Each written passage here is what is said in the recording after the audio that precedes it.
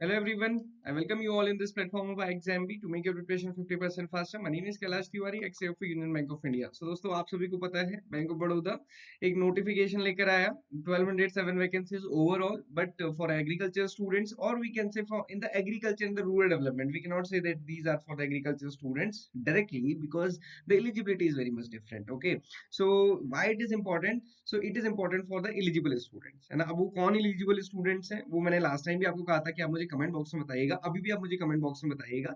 But last time एक थोड़ा सा हो गया था कि मैंने उसमें सिर्फ एमबीए बोला था, तो वो मैं आपको एक क्लियर कर देना चाहता हूँ कि यहाँ पे आपका चाहे एमएससी है या फिर एमबीए है, आप दोनों ही एलिजिबल हैं. ओके, सो यहाँ पे लिखा है 2 year of full time post graduate degree है ना. 2 year full time post graduate degree किसी भी डिसिप्लिन में हो, और या फिर डिप्लोमा है sales marketing agri business rural management and finance का, तो वो रहेगा. But I will again tell you दोस्तों, इन दोनों में अगर मान लीजिए कोई स्टूडेंट ये दोनों मतलब ये दोनों ऑप्शंस हैं, सो ये प्रेफर किया जाएगा, वो होता ही है. एंड बिकॉज ये फर्स्ट टाइम इन्होंने full time post graduate degree लिखा है. अदरवाइज आप प्रीवियस रिक्रूटमेंट देखेंगे बैंक ऑफ बड़ौदा की जो स्पेशलिस्ट ऑफिसर की आती है, उसमें पोस्ट ग्रेजुएट मांगते ही नहीं है, they simply mention MBA.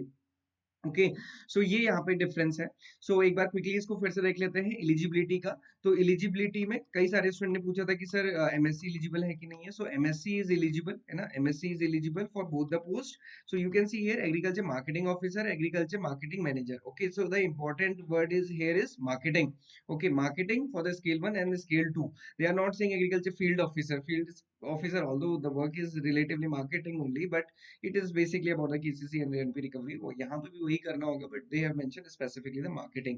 Okay, so 150 vacancies are there, 50 vacancies are there, और यहाँ पे क्या है MSc या फिर ये डिप्लोमा आपके पास होना चाहिए, but along with the 2 year experience in sales and activities in the agriculture lending for banking and NBFC sector. So again it is confirmed, ये confirm है दोस्तों. यहाँ पे ये नहीं कि आपकी किसी एग्री इनपुट कंपनी का है, यहाँ पे इन्होंने पहले ही मेंशन किया sales activity in agri lending for banking और फॉर बैंकिंग और एनबीएफसी सेक्टर. ये इनपुट इंडस्ट्रीज का नहीं यहाँ पे चलेगा. सिमिलरली एग्रीकल्चर मार्केटिंग मैनेजर जो स्केल 2 है उसमें 4 ईयर का एक्सपीरियंस चाहिए sales activities in agri lending और बैंकिंग इन एनबीएफसी सेक्टर. तो ये यहाँ पे है ग्रेजुएशन प्लस पोस्ट ग्रेजुएशन, दोनों चीज plus graduation plus post graduation plus 2 year का एक्सपीरियंस. ओके, ये मिनिमम रिक्वायरमेंट है. तो आप मुझे बताइएगा कि how many of you are eligible. बहुत सारे स्टूडेंट्स की क्वेरी क्वेश्चंस थे. So MSc is eligible but experience as they have clearly mention banking और एनबीएफसी का, तो फिर वही चलेगा. And I have seen previously also in the bank of Baroda recruitment they are preferring MBA students with the banking experience only.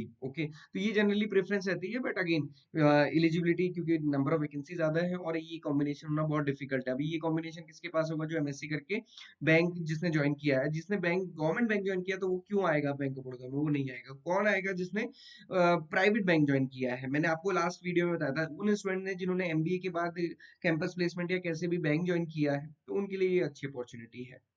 MSc करके भी आपने एक प्राइवेट बैंक ज्वाइन किया है, वो रेयर होता है, बट तब भी आप एलिजिबल होंगे. तो एमएससी इज एलिजिबल ओवरऑल. यहाँ पे देख सकते हैं MSc is eligible 2 year full time post graduate degree यहाँ पे मेंशन किया है, तो उसमें एमएससी भी आती है, एमबी भी आता है, सारा कुछ आता है. ओके, सिलेबस से रिलेटेड बहुत सारी क्वेरीज हैं. सो अगेन सो दोस्तों सिलेबस के लिए directly they have not mention, but यहाँ पे क्या मेंशन है? Marketing officer.